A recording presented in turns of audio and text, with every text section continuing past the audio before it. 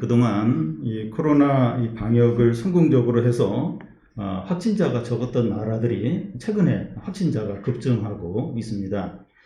예를 들어 뭐 대만, 또 베트남, 또 말레이시아, 태국 같은 국가들인데 확진자가 급증한 것도 문제지만 또 변이 바이러스가 또 이렇게 발생을 해서 큰 우려를 하고 있습니다. 이제는 이제 봉쇄와 또 마스크와 이 거리두기 등으로 이 방역에 성공하는 나라도 없고 안전한 나라도 없습니다. 이 코로나로부터 안전한 피난처는 세계 어디에도 없습니다. 그런데 전에는 이 코로나 확진자가 많아서 위험한 나라였지만 이제는 안전한 나라들이 나오고 있습니다. 백신 접종률이 높은 이제 국가들입니다. 세계에서 이 백신 접종률이 제일 높은 나라가 이제 이스라엘인데 성인 80%가 이미 접종을 마쳤습니다. 1월에 그 이스라엘의 하루 확진자가 10,000명 정도였는데 지금은 하루에 20명 정도라고 합니다. 이스라엘을 비롯해서 미국이나 유럽 국가들은 학교나 식당이나 영화관이나 이 축구장 등 모든 사회생활을 정상화하려는 그런 이제 준비를 하고 있습니다. 이제 백신 접종률이 높은 나라가 이제 코로나로부터 안전한 피난처라고 할 수 있습니다. 우리나라도 이 백신을 맞으면 여러 가지 이제 혜택을 이제 준다고 하니까 이제 적극적으로 이제 백신을 맞으려는 그런 분위기로 이제 바뀌었습니다. 요즘 사람들은 이 백신 접종률이 높아져서 이제 마스크를 벗고 이제 예전 생활로 돌아간다면 너무나 좋고 걱정할 게 아무것도 없다고 그렇게 생각합니다. 그런데 이 코로나의 많은 것이 가려져서 그렇지 이 코로나에서 벗어나면 여러 가지 위협들과 또 위기들이 우리에게 닥쳐올 겁니다. 코로나는 이제 백신을 맞으면 해결이 되는데 다른 문제들, 뭐 경제적인 문제나 질병 문제나 또 취업 문제나 정서적인 문제나 사람과의 관계 이런 부분들은 이 백신을 맞는 것처럼 간단하지가 않습니다. 우리가 인생을 살면서 겪는 어려움들이 너무 크고 또 위험하고 감당이 안 되는 일들이 많기 때문에 도움과 피난처가 필요합니다. 성도들은 이 남들이 겪는 어려움도 당하고 또 신앙 때문에 대가와 손해도 봐야 하기 때문에 더욱더 도움과 피난처가 필요합니다. 시편 91편은 이제 성도가 세상에서 겪는 모든 위험과 또 위기 가운데서 피할 피난처에 대해서 말씀합니다. 이 시편에는 이제 세 사람이 등장하는데 제사장과 또 시편 기자와 하나님입니다. 제사장이 2번에 걸쳐서 이야기를 하고 시편 기자가 1번 이렇게 이야기를 하고 하나님이 마지막으로 말씀을 합니다. 이 시편을 이제 등장하는 세 사람에 따라서 이렇게 나누어서 볼 수 있는데 1절에서 제사장이 하나님의 그늘 아래 사는 자를 말하고 2절에서는 그 시편 기자가 하나님을 피난처로 삼겠다고 고백을 하고 그러자 제사장은 3절에서 13절까지 하나님을 피난처로 삼는 자를 하나님께서 어떻게 보호해 주시는가 하는 것을 쭉 이야기를 하고 마지막으로 14절에서 16절까지 하나님께서 자기를 피난처로 삼는 자에게 어떤 약속을 하시는가 하는 것을 이렇게 말하고 있습니다. 먼저 이 하나님의 피난처로 삼는 자입니다. 1절, 2절을 우리 한 절씩 교대로 읽겠습니다. 지존자의 은밀한 곳에 거주하며 전능자의 그늘 아래 사는 자여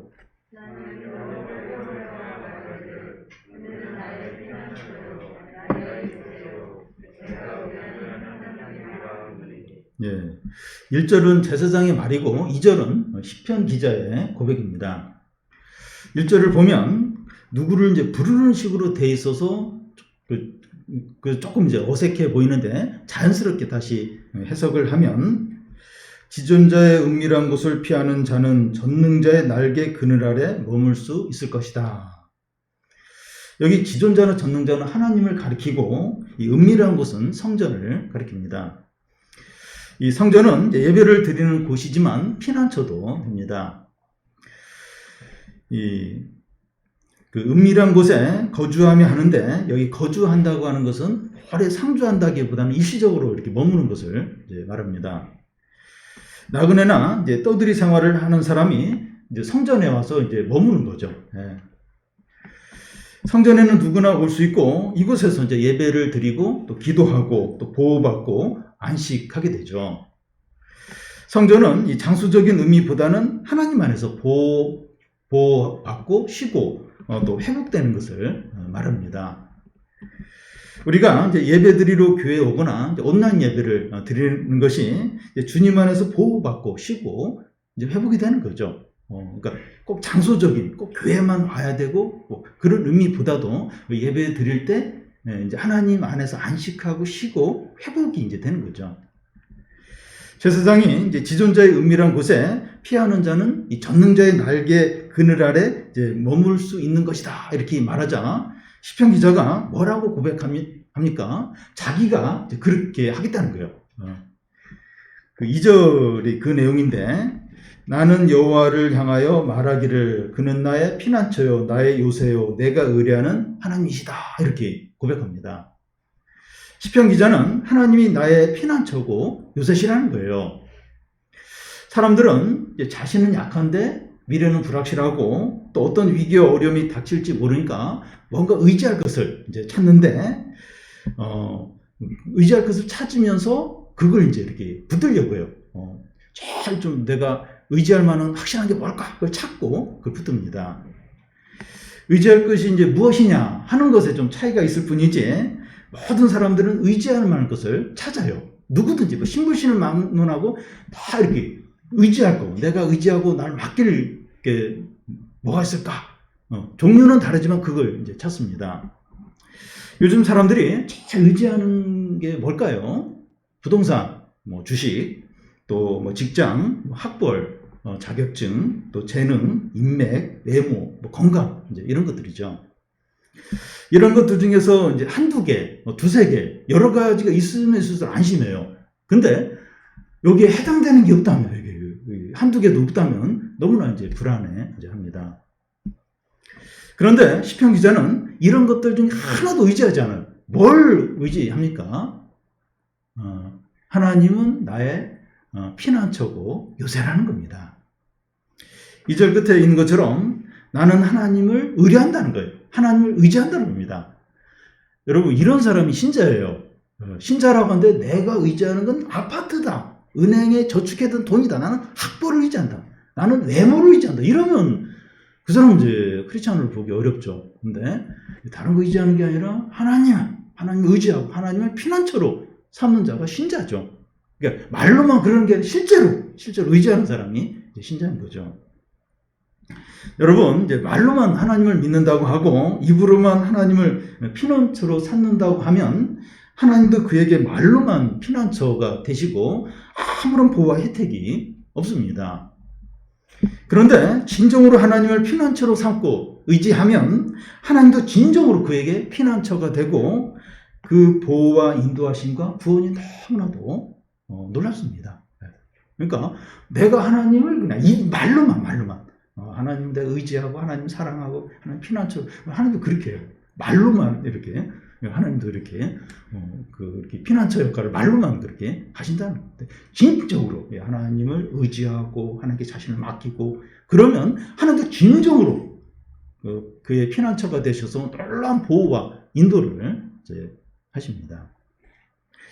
야고보서에서 행함 있는 믿음을 강조하는데 진정으로 하나님을 피난처로 삼는 것이 얼마나 안전하고 확실하고 복된지 모릅니다. 행함 있는 믿음이 중요하다. 여기서도 진정으로 이제 하나님을 피난처로 삼는 거예요. 말로만 아니라 말로는 이제 하나님을 의지하고 하나님께 나는 모든 걸 맡겨. 근데 실제로는 안 그래요. 실제로는 은행에 돈이 얼마 있는가 그걸 계속 확인하고 또 내가 의지할 만한 힘 있는 사람이 누굴까? 그거 전화번호 계속 이렇게 확보해 놓고 그러면 이제 이게 하나님 의지하는 게 아니죠.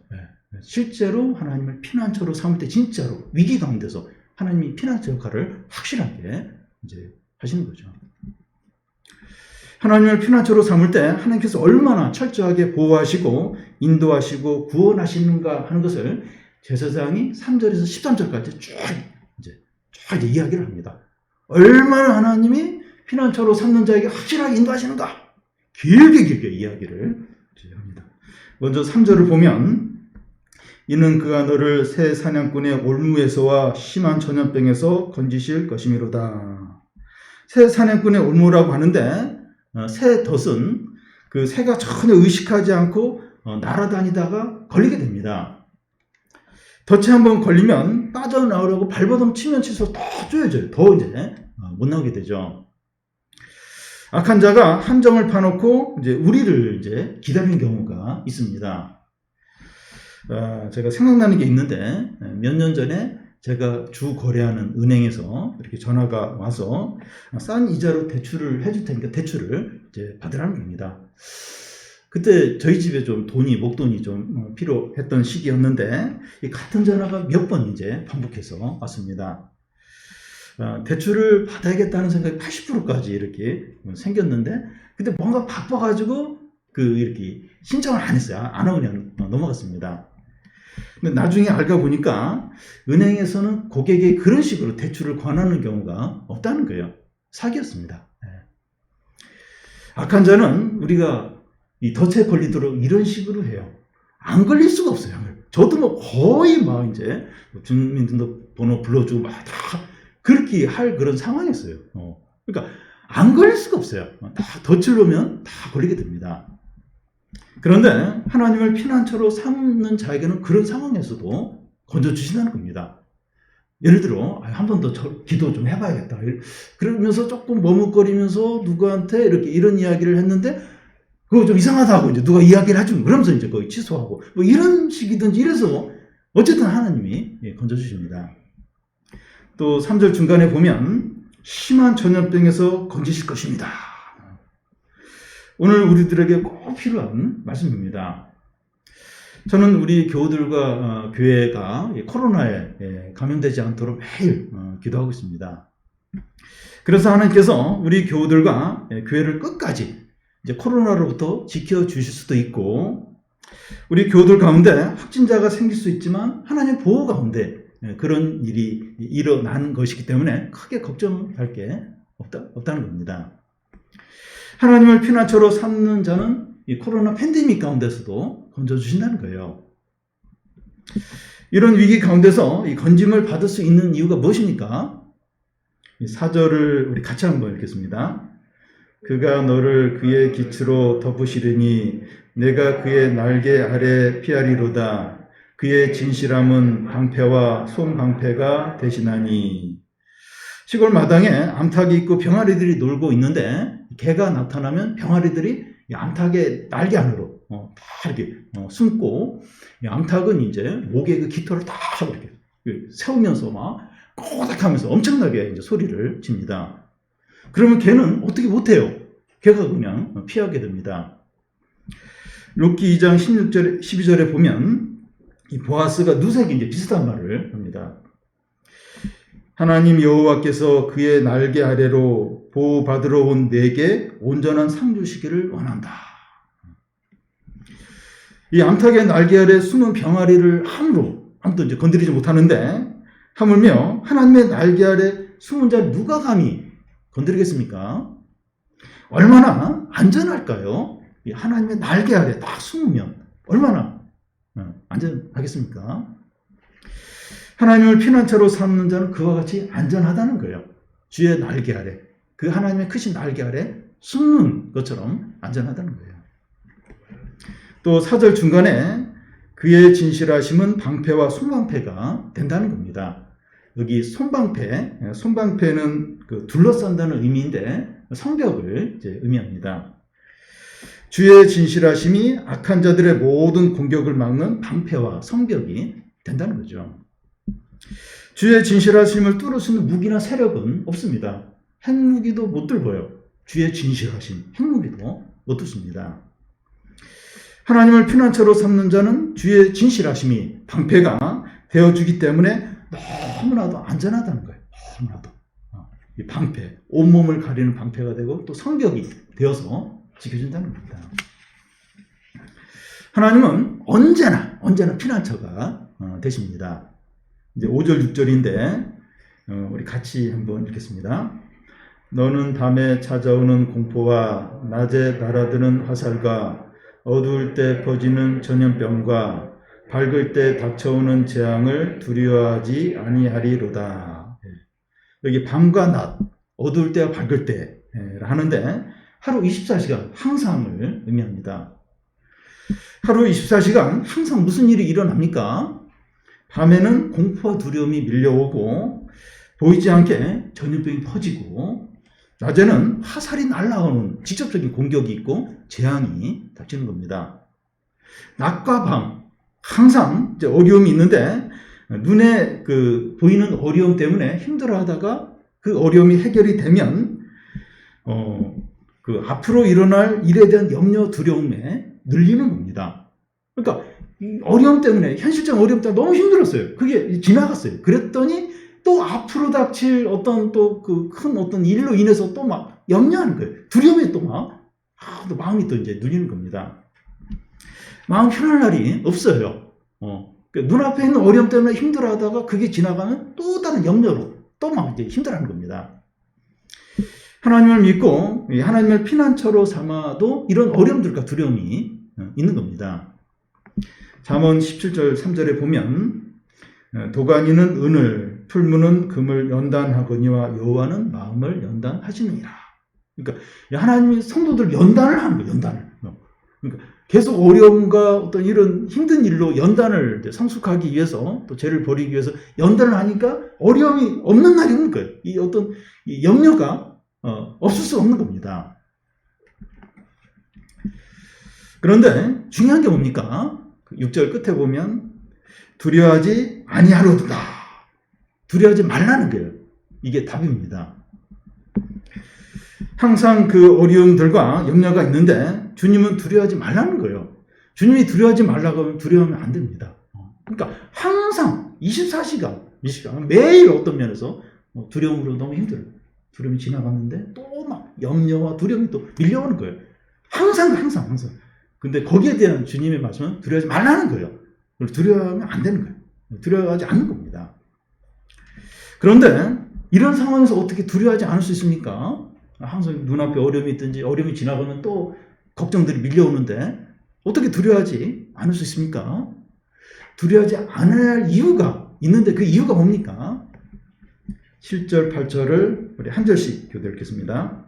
1000명이 내 왼쪽에서 10,000명이 내 오른쪽에서 엎드러지나 이 재앙이 내게 가까이 하지 못하리로다.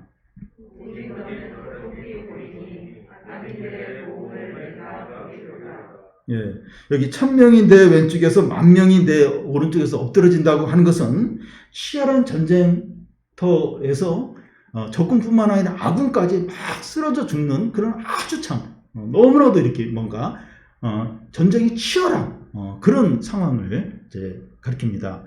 이런 상황에서는 살기보다 죽기가 더 쉽죠. 살 가능성이 이제 없는 거죠. 그런데 어떻게 된다고 합니까? 7절 끝에 보면 이 재앙이 내게 가까이 하지 못한다는 거예요. 적군뿐만 아니라 아군이 다 쓰러져 죽고 있어요. 그런 상황에서 재앙이 너에게 미치지 못한다는 거예요. 재앙이 너를 건들지 못한다는 겁니다.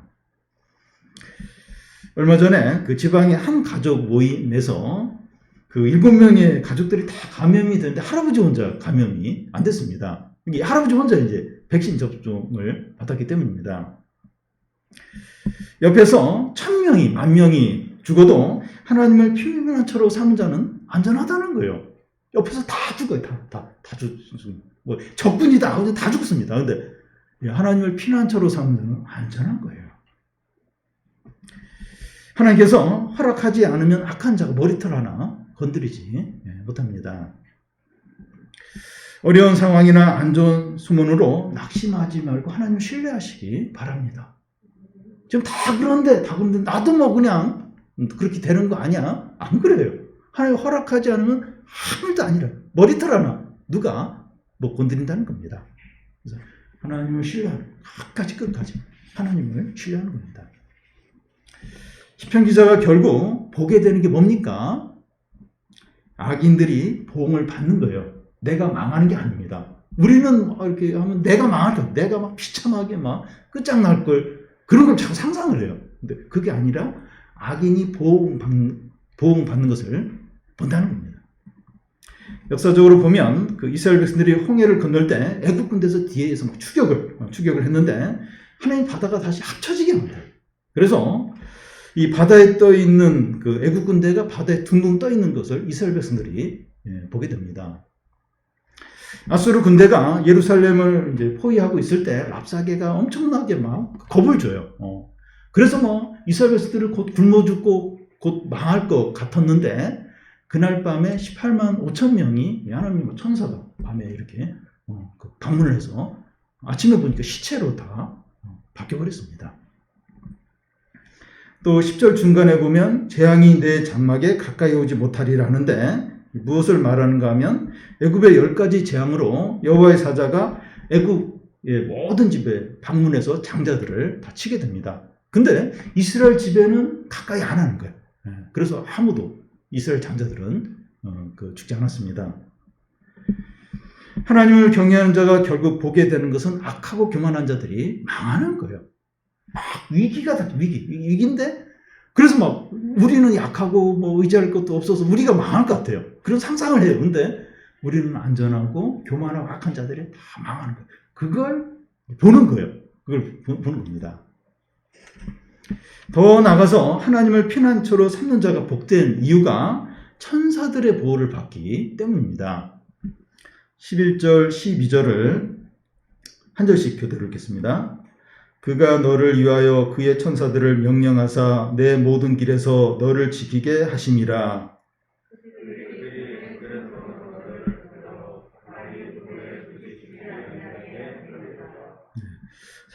사도행전에 보면 베드로가 감옥에 gat혀 있을 때 천사들이 베드로의 손과 발을 묶고 있는 쇠사슬을 풀고 또 감옥에서 나오게 이렇게 해줍니다. 그래서 베드로가 밤에 이제 성도들이 기도하는 집에 가게 되는데 그 성도들은 베드로인 줄 모르고 그의 수호천사가 나타난 줄로 생각을 했습니다. 창세기 보면 야곱이 형 에서를 만나러 가는 중에 천사 부대가 야곱과 그의 가족과 또 가축대들을 이렇게 양쪽에서 보호하는 것을 이제 보게 됩니다. 마하남이라 하는데 성경의 천사는 교회와 성도들을 하나님의 명령에 따라서 섬기는 그런 역할을 하는 것으로 나옵니다. 하나님께서 너를 위하여 천사들에게 명령하여 내 모든 길에서 너를 지키게 하시고 너를 붙들어 발이 돌에 부딪혀 넘어지지 않게 하리라. 이제 여기 이제 길이 나오는데 그 하나님께서 말씀하시는 길을 가리킵니다. 그 길을 가기만 하면 항상 지켜주시고 어려움이나 유혹에 넘어지지 않도록 인도하시고 보호해 주신다는 거예요. 여호와는 나의 목자시니 내게 부족함이 없으리로다. 사망의 음침한 길을 갈지라도 두려워하지 않는다는 겁니다. 하나님의 천사가 항상 인도하시고 지켜주시고 보호해 주시기 때문입니다. 하나님을 경외하고 의지하고 살면서 아무 걱정하지 말라는 거예요.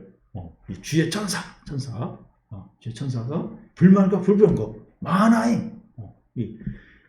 실제로 이 천사가 보호해 주시는지, 그 어떤 진짜 천사가 있는가 없는가, 천사가 있지만, 그러니까 하나님이 보호해 주는 하나님. 그래서 염려하지 말라, 두려워하지 말라는 겁니다. 그런데 그 길을 이제 벗어났을 때는 두려워해야 돼요. 하나님의 징계가 있기 때문입니다. 그러니까 주의 길을 갈 때 사망의 음침한 길을 갈지라도 주의 천사가 지켜주세요. 보호해주세요. 인도해주세요. 근데 그 길을 떠날 때 욕심으로 간다든지 유혹에 빠진다든지 그러면 하나님 징계가 있어요. 그때는 이제 두려워해야 됩니다. 근데 믿음으로 살고 그 하나님을 피난처로 삼는다면 아무것도 두려워하지 말아요. 아무도 걱정하지 말라는 거예요. 그러니까 죄 짓고 욕심으로 살 때는 두려워해야 돼요. 근데 물론 이제 부족하고 약한 부분이 있지만 그래도 믿음으로 살아요. 하나님의 피난처로 삼아요. 그러면서는 그 돈이 떨어지든지 질병에 걸리든지 좀 악한 사람들이 집어삼키려고 한다든지 위기 가운데 빠지든지 두려워하지 말라는 거예요. 사망의 음침한 골짜기를 통과한다 두려워하지 말라는 거예요.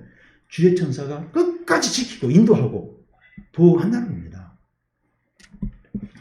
방금 읽은 말씀은 예수님이 광야 40일간 굶주리시고 사단에게 시험을 받을 때 사단이 예수님을 예루살렘 성전 꼭대기에 데려가서 이 말을 하면서 이렇게 딱 시험을 하게 됩니다. 뛰어내리라는 거예요. 그러면 이 말씀대로 천사가 네 발이 돌에 부딪히지 않도록 딱 건져주실 거다. 그래서 뛰어내려라 이렇게 시험합니다. 예수님은 사단에게 하나님을 시험하지 말라 이렇게 대답을 하셨습니다. 우리도 큰 어려움 가운데 있을 때 하나님이 나를 진짜 지키시는가 확인하고 싶은 그런 어떤 유혹을 느낄 때가 있습니다. 진짜 하나님이 나를 사랑하실까 지켜주실까. 그러니까 워낙 힘드니까 워낙 지금 어려우니까 약간 그런 하나님을 시험하고 싶은 그런 어떤 유혹을 느낄 수 있어요. 그래서 이렇게 하나님을 이렇게 시험을 하면 딱 이 사단의 시험에 이제 걸리는 겁니다. 우리는 하나님의 인도와 보호와 구원을 확신을 해야 돼요.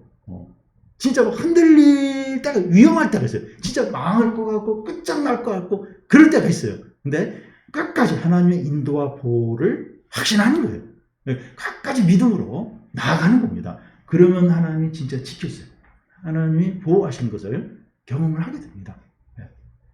그래서 너의 모든 길을 지키시고 또 그 발이 돌에 부딪히지 않도록 보호하시리라.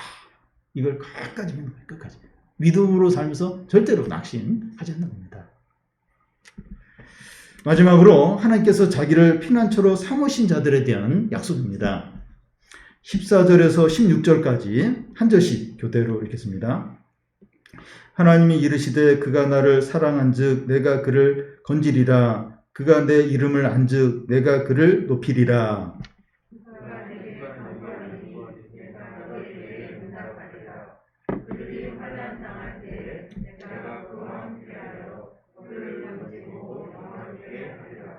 내가 그를 장수하게 함으로 그를 만족하게 하며 나의 구원을 그에게 보이리라 하시도다. 예. 하나님을 피난처로 삼는 것은 공간적으로나 장소적인 것을 의미하는 것이 아닙니다. 예를 들어 교회에 와서 밤에 자주 이렇게 잠을 잔다든지 또 교회에서 밥을 자주 먹는다든지 이게 이렇게 주님을 피난처로 성전을 피난처로 삼는 그런 의미가 아니죠. 방금 읽은 말씀을 보면 그가 나를 사랑하고 그가 내 이름을 알고 그가 내게 간구한다고 하는데 이렇게 하는 것이 하나님을 피난처로 삼는 거죠. 하나님을 사랑하고 또 하나님께 기도하고 또 하나님을 가까이 하고 이게 이제 진짜 하나님을 피난처로 삼는 거죠. 그가 나를 사랑한다고 하는데 여기서 사랑한다는 단어는 그 히브리어로 그 하샥이라는 말인데 남녀간의 진한 사랑으로 밀착되어 뗄 수 없는 사랑을 말합니다. 그러니까 우리가 하나님을 사랑하는 것을 이 단어로 사는 게 좀 이렇게 특이한데 형식적인 사랑이 아니라 실제적이고 진정으로 뜨겁게 이제 사랑하는 것을 이제 말합니다.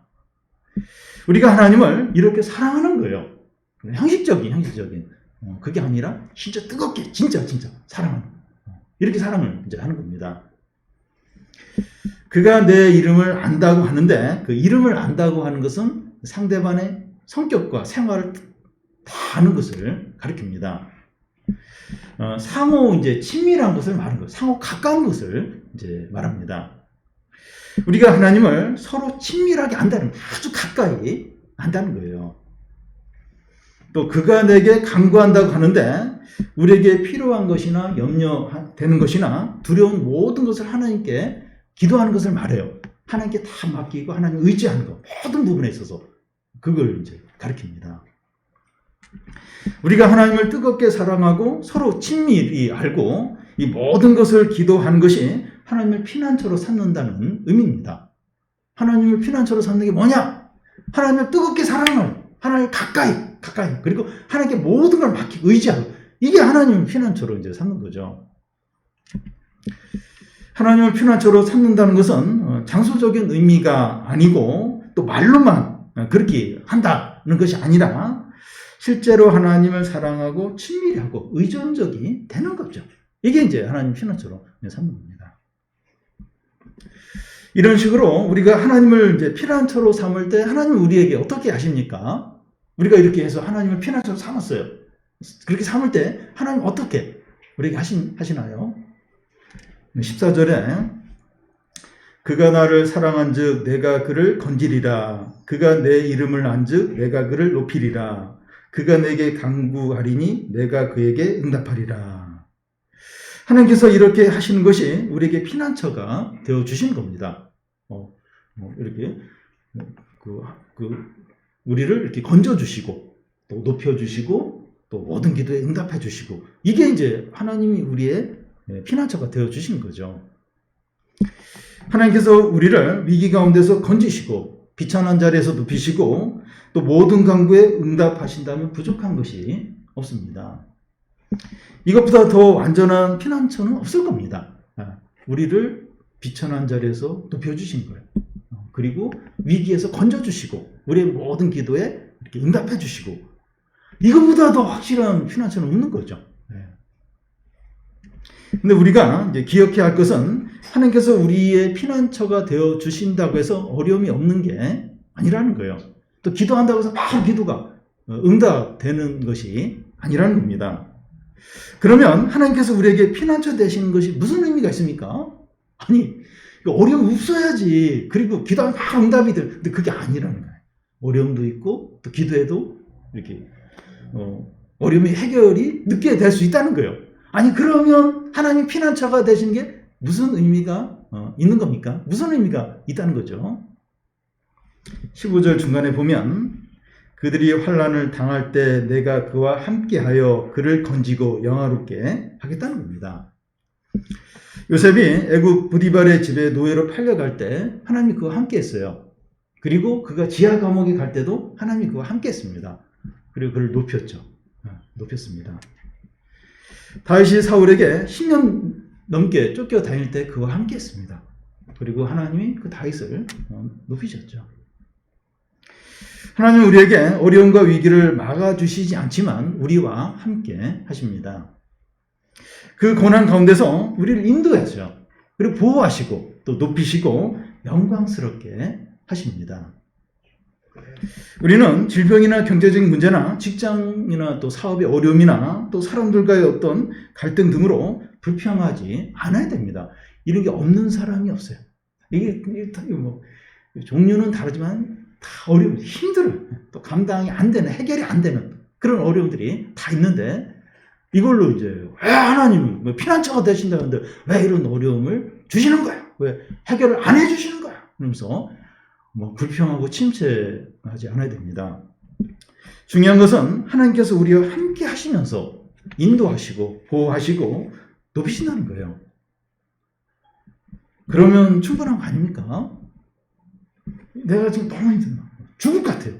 근데 내가 버림받은 게 아니고 내가 지금 죽도록 그냥 이렇게 하다가 그냥 끝장나는 게 아니고 하나님 함께 한다는 거예요. 이 어려움을 함께 한다는 거예요. 그리고 인도한다는 거예요. 보호한다는 거예요. 그리고 때가 되면 높인다는 거예요. 또 나를 영광스럽게 한다는 거예요. 그러면 충분한 거죠. 충분한 거죠. 그러니까 여러분 성경이 다 그래요. 다. 요셉이든 다윗이든 모세든지 믿음의 사람 보면 어려움이 다 있어요. 힘들어요. 고통이 있어요. 근데 중요한 건 함께 하는 거예요. 하나님이 그 옆에 가까이 있는 거예요. 인도해요. 보호해요. 또 높여요. 또 막다른 골목에 있으면 또 그 옆에 쪽문을 내서 또 피하게 하십니다. 그리고 결국은 이제 영광스럽게 존귀케 하시는 거예요. 그러면 충분한 거 아닙니까? 또 16절에 보면 내가 그를 장수하게 함으로 그를 만족하게 한다는 겁니다. 이 장수한다고 해서 무조건 이 축복이 아니라 만족이 있어요. 행복해야 됩니다. 요즘 뭐 100세 시대라고 하는데 몸 병든 가운데 돈이 없는데 막 100세 사는 거예요. 그것도 부족해서 120세까지. 지옥이지 지옥. 네. 이거 뭐 고통이죠 고통. 네. 그러니까 이게 장수하는데 만족이 있어요. 진짜 행복이 있어요. 그게 이제 축복인 거죠. 악하고 교만한 자는 장수해도 행복하지 못합니다. 그들은 욕심으로 이제 눈에 보이는 것으로 만족을 하려고 하는데 만족이 없어요. 만족이 없습니다. 근데 하나님을 경외하는 자는 오래 살든지 짧게 살든지 진정한 만족이 있어요. 왜냐하면 하나님을 바라보고 눈에 보이지 않는 것을 의지하기 때문이죠. 그래서 뭐 짧게 살 수도 있고 뭐 장수할 수도 있고, 근데 진정한 만족과 행복이 있어요. 진짜 기쁨이 이제 있습니다. 마지막으로 이제 하나님을 피난처로 삼는 자에게 주는 최고의 선물과 약속이 있어요.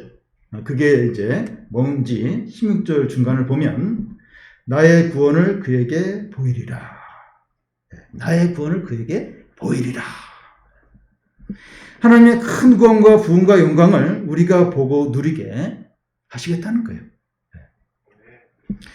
우리 교회 가운데, 우리 가정 가운데, 우리가 하는 일 가운데 우리가 가장 절망스럽게 여기는 그런 부분에서 하나님의 큰 구원과 영광과 회복을 보게 하시겠다는 겁니다.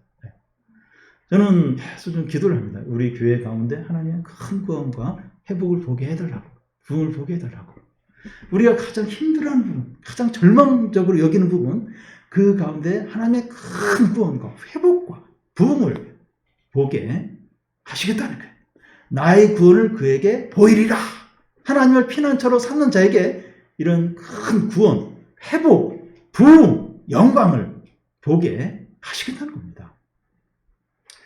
누가 진정으로 행복하고 만족하게 됩니까? 눈에 보이는 것에 소망을 두지 않고 하나님께 피난처를 둔 사람이에요. 두 사람입니다. 네. 아파트를 많이 갖고 현금을 많이 갖고 또 뭐 여러 가지 눈에 보이는 이 사람들이 진정한 행복한 사람이 아니고 하나님을 피난처로 둔 사람. 이 사람이 진정으로 만족하고 행복하다는 겁니다. 말로만 하나님을 피난처로 삼는 것이 아니라 하나님을 뜨겁게 사랑하는 거예요. 하나님 가까이 하는 거예요. 하나님께 모든 걸 맡기는 거예요. 맡기고 의지하고 하나님께 기도하고 이렇게 하는 사람. 이게 진짜 하나님을 피난처로 삼는 거죠. 이런 사람이 진정으로 행복하고 또 만족하고 기쁘다는 겁니다. 우리 모두가 하나님을 자신의 피난처로 삼아서 언제나 어떤 상황에서나 하나님께서 우리를 인도하시고 보호하시고 함께하시고 높이시고 구원하시는 것을 다 보고 누리게 되기를 바랍니다.